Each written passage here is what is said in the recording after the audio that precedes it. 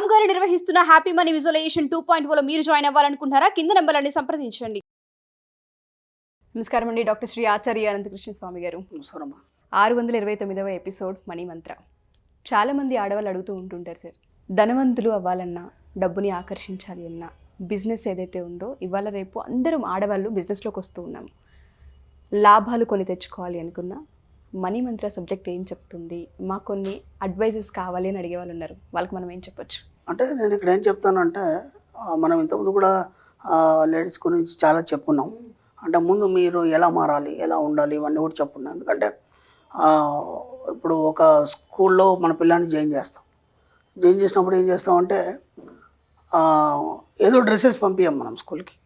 ఏదో పిచ్చి పిచ్చి తలతో వేసి మన ఇంటి దగ్గర ఉండవని పంపిస్తే నడవదు. ఎందుకంటే ఆ స్కూల్కి కొన్ని ప్రిన్సిపల్స్ ఉంటాయి.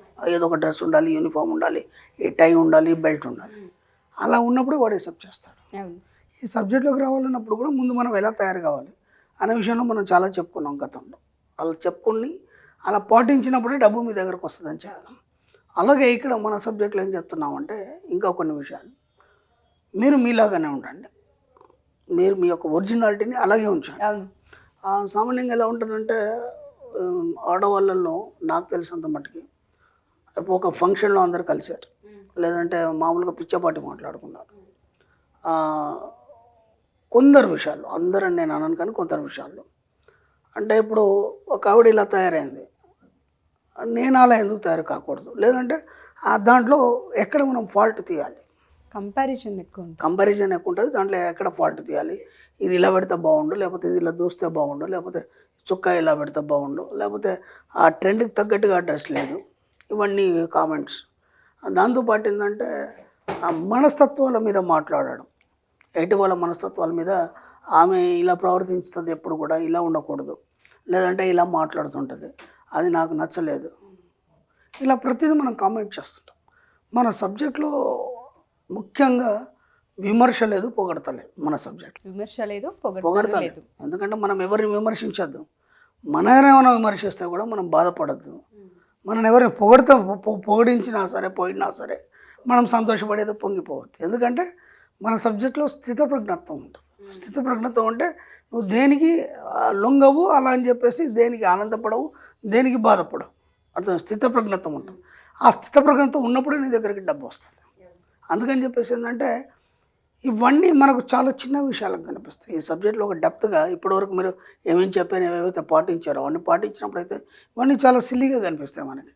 అప్పుడు ఏమైపోతుందంటే మనం మ్యాక్సిమం మన సబ్జెక్ట్లో మౌనం వహించాలని చెప్పాం, మాటలు కూడా తగ్గిపోతాయి. అర్థమైందా? మాటలు తగ్గిపోయినప్పుడు వేరే వాళ్ళని ఎక్కడ విమర్శిస్తాం, మనం విమర్శించకూడదు. ఇలాంటప్పుడు ఏమవుతుందంటే మెల్లిగా నీ యొక్క అస్తిత్వం అనేది బయటకు వస్తుంది. అంటే నువ్వు ఎలా ఉన్నావో అలాగే ఉంటావు. ఫస్ట్ పాయింట్, నువ్వు ఎలాగ ఉన్నావో అలాగే ఉండు, అంటే నీ అస్తిత్వం అనేది బయటకు వస్తుంది. ఎంతమంది ఏం విమర్శించినా నేను ఏమన్నా అసలు నువ్వు ఏది పట్టించుకోవద్దు. మన సబ్జెక్ట్ ఏంది, కేవలం డబ్బు, సంపద, ఐశ్వర్యం, ఆలోచన తప్ప ఇంకా వేరే ఉండదు. నాకు తెలిసినటువంటి మన క్లాస్కి వచ్చిన కొందరు స్టూడెంట్స్ ఉన్నారు, వాళ్ళ గురించి నేను ఒక 2 విషయాలు చెప్తాను. ఒక అమ్మాయి ఉంది, క్లాస్కి వచ్చింది, నేను హౌస్ వైఫ్ని, నేను ఎలా డబ్బు సంపాదించాను, ఇది నాకు ఉంది సార్. మీకే కాదు, చాలామంది డౌట్స్. దీని మీద నేను చాలాసార్లు క్లారిటీ ఇచ్చాను. అనుకోకుండా ఆ ఇంట్లో తన పని తాను చేసుకుంటుంది, ఏదో యూట్యూబ్ రీల్స్ అవి చూస్తుంది. కొన్ని విషయాల్లో ఆమెకు చాలా చక్కగా అనిపించింది. ఇంట్లో కోసం చేసుకునే కొన్ని పనులు ఉన్నాయి, వర్క్ ఫ్రమ్ హోమ్. అది కాకుండా ఇవి ఏం చేసిందంటే చిన్న ఇప్పుడు పచ్చళ్ళు కావచ్చు, లేకపోతే ఇంకేమైనా కావచ్చు, కొన్ని ఆయిల్స్ కానీ ఇట్లా ఏదో రకంగా కొన్ని చూడడం వల్ల ఏమైపోయిందంటే ఇది నేనెందుకు చేయకూడదని ఆలోచన వచ్చింది. ఒక ప్రోడక్ట్ ఇది నేనెందుకు చేయాలి, ఇప్పుడు ఫుడ్ ఎవరైనా చేస్తారు, ఓకేనా, ఫుడ్ ఎవరైనా చేస్తారు, అది కూడా ఇంకేదో కొత్తదాన్ని నేను ఇవ్వాలి, జనాలకి నేను కొత్తదాన్ని ఇవ్వాలి, ఒక ఆయుర్వేదిక్ ప్రోడక్ట్స్ ఏదో ఒకటి మొత్తానికి. అలా మదన పడుతూ మనం చెప్పిన ఒక అఫర్మేషన్స్, అంటే నేను కూర్చున్న చోట నుంచే నేను డబ్బును సంపాదించేందుకు విశ్వానికి కృతజ్ఞతలు. బయటికి పోలేదు, పిల్లలు ఉంటారు, ఇంట్లో అత్తమామ ఉంటారు, చూసుకోవాలి, భర్తకు చూసుకోవాలి, బయటికి పోయి జాబ్ చేసే పరిస్థితి కాదు, అంటే ఇవన్నీ చూసుకోవాలి. కాబట్టి ఇంట్లోనే డబ్బు సంపాదించాలి కూర్చున్న దగ్గరనే. అలా పదే ఆలోచించినప్పుడు ఏమవుతుందంటే నీ సుప్త చేతన మనస్సుకి పదే ఆలోచనలు ఇచ్చినప్పుడు అది మార్గాన్ని చూపిస్తుంది. అప్పుడు ఏమైందంటే ఆమె ఒక చిన్న ప్రోడక్ట్ స్టార్ట్ చేస్తుంది. స్టార్ట్ చేసిన తర్వాత అనుకోకుండా ఎవరో బంధువులు వచ్చారు, ఎవరో ఆ చుట్టుపక్కల కొలీగ్స్ వచ్చారు.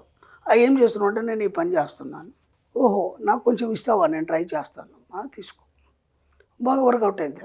వర్కౌట్ అయిన తర్వాత ఆమె ఇంకెవరికో చెప్పింది, మంచిగా చక్కగా వర్కౌట్ అయింది. ఆ తర్వాత మళ్ళీ మీ దగ్గరకు వస్తే ఆ ప్రోడక్ట్ అయిపోయింది. అది ఆమె కోసం చేసుకుంది, అది అయిపోయింది. అయిపోయిన తర్వాత వాళ్ళు వచ్చాడు, "అరే మాకు ఇంకొంచెం కావాలంటే అయిపోయింది" అని. అప్పుడు ఆమెకు ఆలోచన వచ్చింది, దీన్ని మనం బిజినెస్లోకి ఎందుకు కన్వర్ట్ చేయకూడదు అని చెప్పేసి ఆ మెటీరియల్ ఎంత అవుతుంది దానికి తెప్పించేసి అట్లా ఇంకొక 10-15 మంది కూడా తెలిసిపోయింది. వాళ్ళ ద్వారా తెలిసిపోయింది. తెలిసిన తర్వాత ఇప్పుడు మనం దీన్ని ఎందుకు మనం బిజినెస్ చేద్దామని ఆలోచన వచ్చేసి ప్రొడక్షన్కి ఆ మెటీరియల్ ఎంత అవుతుంది అవన్నీ తీసేయగా దాని మీద ఒక 100-200 లాభం తీసుకుని మెల్లగా స్టార్ట్ చేయడం మొదలైంది. అలా అలా అలా అలా ఏమైపోయిందంటే ఒక 50 మందికి ఆ ప్రోడక్ట్ ఇవ్వడం చాలే. ఇప్పుడు ఆ అమ్మాయి ప్రతి నెల 50,000 రూపాయలు సంపాదిస్తుంది. అయిపోయింది. ఇక్కడ ఏమైంది, ఆమె ఎవరిని విమర్శించలేదు. ఫస్ట్ పాయింట్, కంపారిజన్ చేసుకోలేదు, ఎవరు విమర్శించలేదు, ఎక్కడ ఎవరిని ఇబ్బంది పెట్టలేదు, ఎవరి గురించి మాట్లాడలేదు. కేవలం తనకు కావాల్సిన దాని మీద దృష్టి పెట్టేది, దాన్ని బిజినెస్ చేసుకోవాలనుకుంది. అయిపోయింది, ఆ బిజినెస్ స్టార్ట్ అయిపోయింది. ఓకే. ఇంకొక అమ్మాయి, ఆ అమ్మాయి ఏం చేసిందంటే ఏదో ఒకటి చేయాలి, నేను ఒక బిజినెస్ చేయాలి, ఏం బిజినెస్ చేయాలి తెలియదు. ఓకే. ఇప్పుడు కొత్తదనంగా అంటే ఎవరు చేయంది మనం చేయాలి. ఏం చేయాలి అసలు ఏదో కూడా తోచట్లేదు. కానీ కక్ష సాధింపు అంటారు దాన్ని. అంటే చిన్నప్పుడు పడ్డ అవమానాలు కావచ్చు, లేదంటే సమాజం నుంచి ఎన్నో విని ఉండడం కావచ్చు, వాటి మీద కక్ష సాధింపు. ఎవరి మీదో కాదు, తన పరిస్థితి మీద తనే కక్ష సాధింపు. ఎలాగైనా సరే ఈ పరిస్థితి నుంచి నేను మారదలుచుకున్నాను, అంటే దీన్ని విసిరివేయాలి, బయటకు విసిరేసి నేను కొత్తగా రూపుదిద్దుకోవాలి, అంటే కొత్త జీవితాన్ని నేను పునిగిపుచ్చుకోవాలి అనే ఆలోచనతో మన క్లాస్కి రావడం జరిగింది. వచ్చిన తర్వాత పదే పదే పదే పదే ఆలోచిస్తూ ఏం చేయాలి అనుకోకుండా వాళ్ళ అమ్మ వాళ్ళ ఇంటికి వెళ్ళినప్పుడు ఏదో సందర్భంగా వాళ్ళు ఏదో మాట్లాడుకున్నప్పుడు ఒక అమౌంట్ వచ్చింది. విశ్వం అవకాశాలు ఎలా కల్పిస్తుంది నేను చెప్తున్నాను. ఏం చేద్దామనేది ఆలోచన లేదు, అలాగని డబ్బు లేదు. ఇప్పుడు వాళ్ళ అమ్మల ఇంటికి వెళ్ళినప్పుడు అదేదో డిస్కౌంట్ జరుగుతుంది, ఏదో అమౌంట్ వచ్చింది. ఏమో ఇదిగో ఈ అమౌంట్ ఉంచుకో, ఇంత వచ్చింది మాకు అమౌంట్ అని చెప్పేసి ఆస్తితో ఏదేదో వచ్చింది, దాంట్లో వచ్చి అమౌంట్ తీసుకోమని 1,00,000 రూపాయలు ఏదో ఇవ్వడం జరిగింది అమ్మాయికి.